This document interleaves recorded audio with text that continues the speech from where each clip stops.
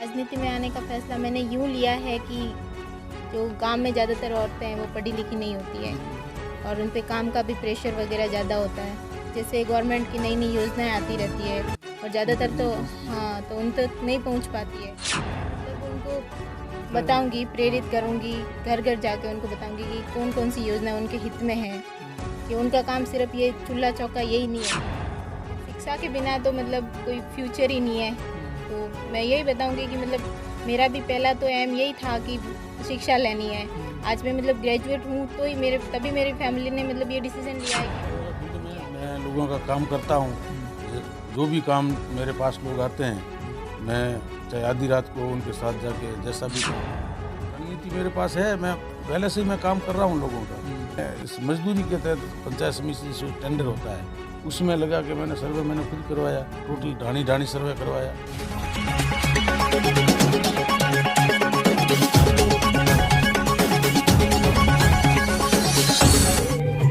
तुमने न जाने क्या सपने देखा।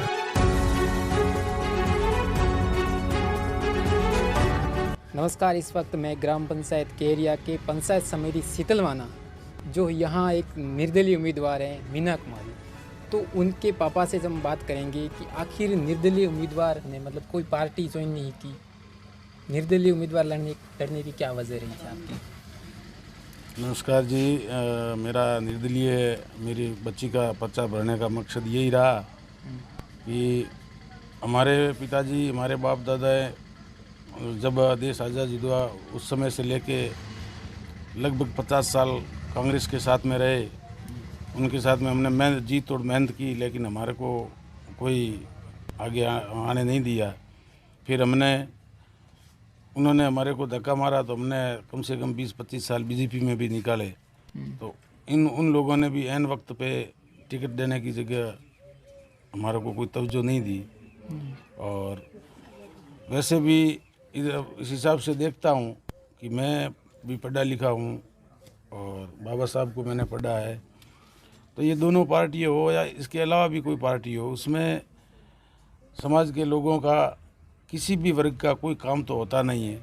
वोटों के समय में ये लोग दारू अफीम फेंक के वोट ले लेते हैं और फिर मज़े करते हैं। किसी सरकारी योजना या किसी प्रकार का कोई काम नहीं होता है।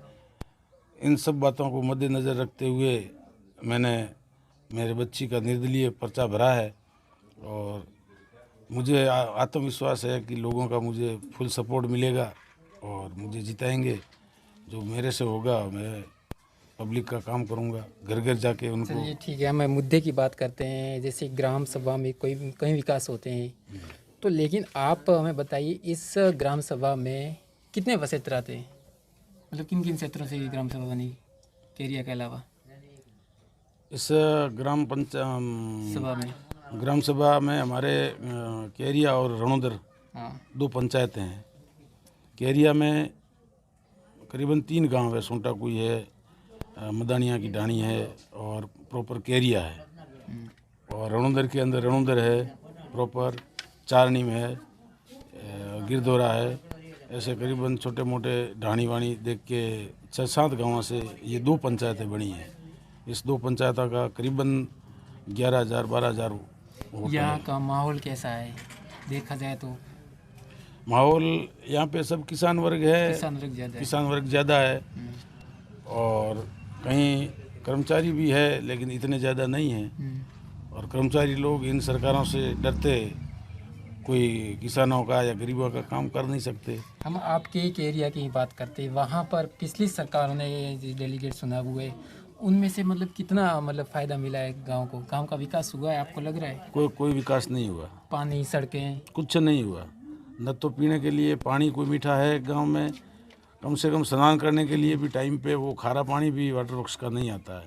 ना और कोई रास्ता अच्छे बने हैं, ना कोई खेतों में जाने के लिए नदी में कोई रास्ता बनाना है तो वो भी नहीं है। अच्छा, शिक्षा की बात करें तो? शिक्षा के क्षेत्र में तो देखो 10 साल में कम से कम अगली सरकार ने तो 5,000 स्कूलें लगभग बंद ही कर दी थी।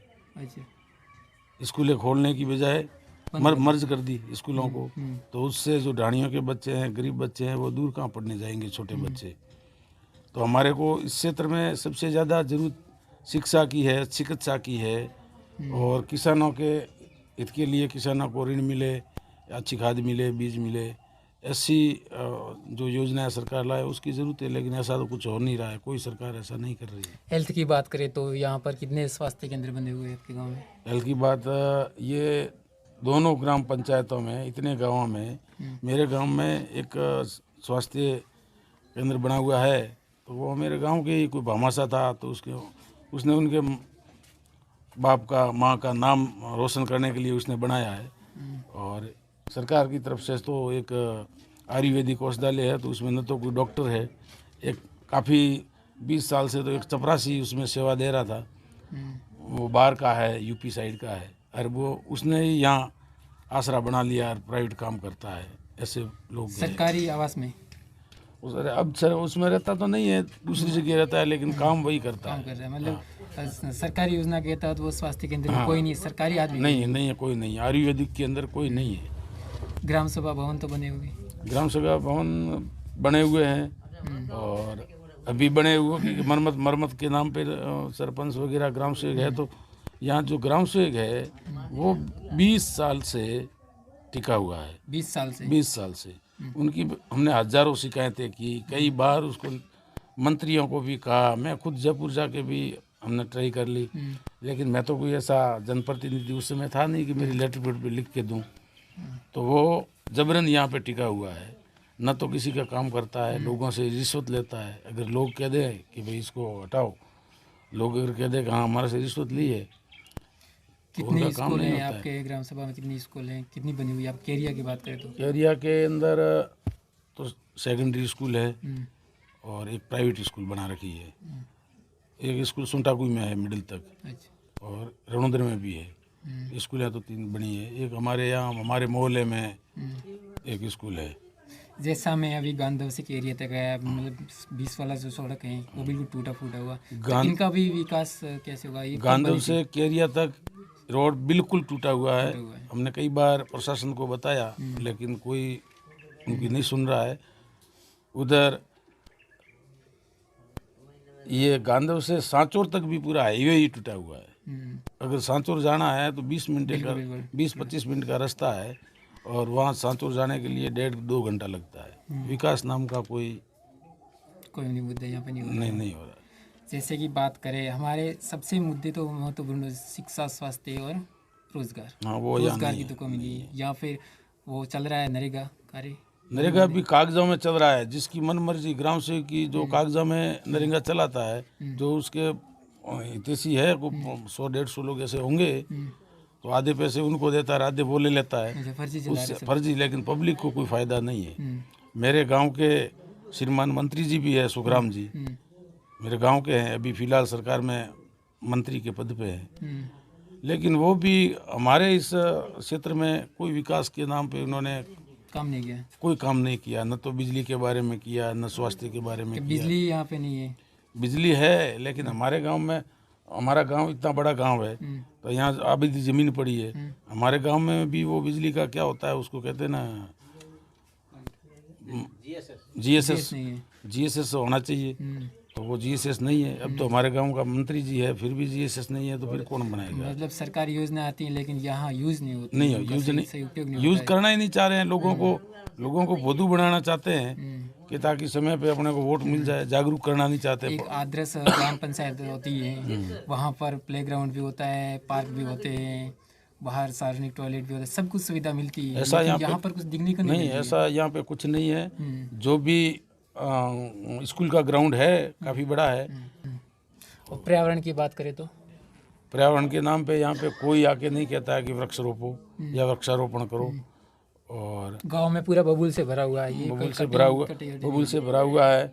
बरसात होती है तो बरसात के समय जो बांध बना हुआ है, एनीकट बांध है गांव की सुरक्षा के लिए, तो वहाँ दोनों तरफ पानी भर जाता है। तो ज़्यादा बरसात होती है, उस समय गांव में चलना मुश्किल हो जाता है। इतने मच्छर मिलते हैं, तो उससे बीमारियां फैलती है। लेकिन ये ग्राम सेवक और जो भी आने वाले सरपंच है, वो लोग मिलके उसका पेमेंट उठा लेते हैं। जो पहले जो सरपंच था, अभी तो नया बना है, वो तो ठीक ही दिख रहा है, आदमी विकास करेगा तो अच्छा ही दिख रहा है।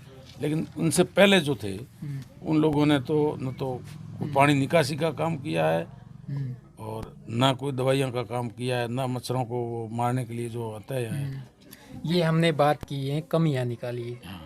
अब आपकी सरकार आएगी, आप जो निर्दलीय उम्मीदवार हो, तो आप क्या योजना लाओगे? अगर मैं पब्लिक जनता ने मुझे निर्दलीय उम्मीदवार में जिताया, मेरी बच्ची को जिताई, तो यहाँ जो हमारी पंचायत समिति शीतलवाना है, वहाँ की जो प्रधान की सीट है वो जनरल है, और वहाँ तक अगर मैं पहुँच गया तो जो तो गांव में जो भी मेरे क्षेत्र में आते हैं उसमें सब जगह मैं शिक्षा का, चिकित्सा का, किसानों के हित का, जो भी सरकारी जो भी योजना आएगी वो सभी योजना को महीने में एक केंद्र की योजना आई थी अभी, जो टिड्डी दल आया था, वहाँ पर सबके फॉर्म भरे गए थे बीमा, तो उनका पैसा नहीं आया है। तो ये आपको भी बीजेपी की भी लापरवाही लग रही है? बीजेपी की भी लग रही है, कांग्रेस की सरकार है, कांग्रेस की भी लग रही है, किसी के पैसे नहीं आया है। फसलें सबों की खा के चौपट फसलें भी कर दी। नष्ट हुई और उल्टे पैसे हमारे यहाँ 3-3 बार टिड्डी आई है, 3-3 बार फसलें चौपट की है। न तो किसी के पैसा आया है और नहीं न आके किसी मंत्री ने सुध ली है। कोई हवाई जहाज में आके देख के गया हो तो मुझे पता नहीं है, ऊपर का ऊपर, लेकिन जमीनी स्तर पे कोई काम नहीं कर रहा है। जमीन स्तर पर नहीं हो रहा है। तो अब आपने फॉर्म तो भरा है निर्दलीय उम्मीदवार से, तो आप जीतने के लिए कैसे मेहनत करोगे? जो वो बीजेपी है और दूसरी तरफ कांग्रेस है, दोनों मुख्य पार्टियां हैं, तो निर्दलीय में आप कैसे प्रसार करोगे, कैसे फील्ड में जाओगे? मैं जाऊंगा फील्ड में, मैं लोगों का काम करता हूँ। जो भी काम मेरे पास लोग आते हैं, मैं चाहे आधी रात को उनके साथ जाके जैसा भी काम हो। चुनाव में अभी 5 तारीख को चुनाव है, 5 दिसंबर को। हाँ, टाइम कम तो मैं ढाणी जाऊंगा, हर परिवार के जिस प्रकार अभी वोट मांगने के लिए उनके घर जाऊंगा, उसी प्रकार जो किस सरकार रणनीति से मांगोगे? आपके पास रणनीति मेरे पास है, मैं पहले से ही मैं काम कर रहा हूँ लोगों का। अभी भी जो बीपीएल का सर्वे करवाना था, तो उसमें मेरा भाई पढ़ा लिखा है, बिल्कुल MA BEd है, फिर भी मैंने इस मजदूरी के तहत पंचायत समिति से टेंडर होता है उसमें लगा के मैंने सर्वे मैंने खुद करवाया, टोटल ढाणी सर्वे करवाया कि एक भी गरीब बचना नहीं चाहिए, उनको BPL होना चाहिए ताकि सरकार की योजना मिले। जैसे कि मेरे साथ मीना कुमारी है, ग्राम पंचायत केरिया की सदस्य है, निर्दलीय उम्मीदवार। तो मैं इनसे सवाल पूछूंगा कि आपने अचानक राजनीति में क्यों आए? आपको क्या लग रहा है कि आप महिलाओं को आगे आना चाहिए? मेरा नाम मीना कुमारी है। मैंने पंचायत समिति चितलवाना से केरिया रणोदर ग्राम पंचायत वार्ड संख्या 13 से मैंने निर्दलीय उम्मीदवार का फॉर्म भरा है। और मैं मतलब राजनीति में आने का फैसला मैंने यूँ लिया है कि जो गांव में ज़्यादातर औरतें हैं वो पढ़ी लिखी नहीं होती है और उन पे काम का भी प्रेशर वगैरह ज़्यादा होता है, तो उसमें उनको मतलब जैसे गवर्नमेंट की नई नई योजनाएं आती रहती है और ज़्यादातर तो हाँ तो उन तक नहीं पहुंच पाती है। और तो मैं मतलब उनको बताऊंगी, प्रेरित करूंगी, घर घर जाके उनको बताऊंगी कि कौन कौन सी योजना उनके हित में है, कि उनका काम सिर्फ ये चूल्हा चौका यही नहीं होता है, बहुत सारी ऐसी योजनाएं हैं जो मतलब औरतें उनके जरिए आगे बढ़ सकती हैं। तो अच्छा, बस ये पढ़ाई में शिक्षा में आपने कहाँ तक की पढ़ाई में? मैं ग्रेजुएट हूँ। किस फील्ड में? मैंने BSc की है। अच्छा, BSc। अच्छा, इसके अलावा आप शिक्षा के लिए कैसे जागरूक करोगे बच्चों को? शिक्षा के बिना तो मतलब कोई फ्यूचर ही नहीं है। तो मैं यही बताऊंगी कि मतलब मेरा भी पहला तो एम यही था कि शिक्षा लेनी है। आज मैं मतलब ग्रेजुएट हूँ तो ही तभी मेरी फैमिली ने मतलब ये डिसीजन लिया है कि वो मुझे आगे आने दे। तो गांव में महिलाएं बच्चे हैं वो जो कम पढ़ती है ना, हाँ। तो आपने यहाँ तक शिक्षा प्राप्त की है, तो आपको घर वालों ने कैसे इजाज़त दी, आपको प्रेरित किया? हाँ बिल्कुल, घर वालों को मतलब ये लगता है कि अगर मतलब मैं ग्रेजुएट हूँ तो मुझे हाँ कि लड़कियाँ बहुत कुछ कर सकती है। और मैंने जब इतनी शिक्षा प्राप्त की है तो मैं मतलब अपने हिसाब से एक एजुकेटेड होने के नाते मैं उनको और बेटर तरीके से समझा सकती हूँ कि मतलब आप ये जॉब कर सकते हो, आगे बढ़ सकते हो। तो अब जैसा कि माने जैसे दूसरे पार्टियों में होते हैं लोग, हाँ तो वो अनपढ़ भी होते हैं, उनको योजनाओं के बारे में नहीं पता है, फिर भी वो बन जाते हैं किसी पार्टी का मोहताज, वो पार्टियाँ फेमस होती है। लेकिन शिक्षाओं को लोग क्यों नहीं सुनते?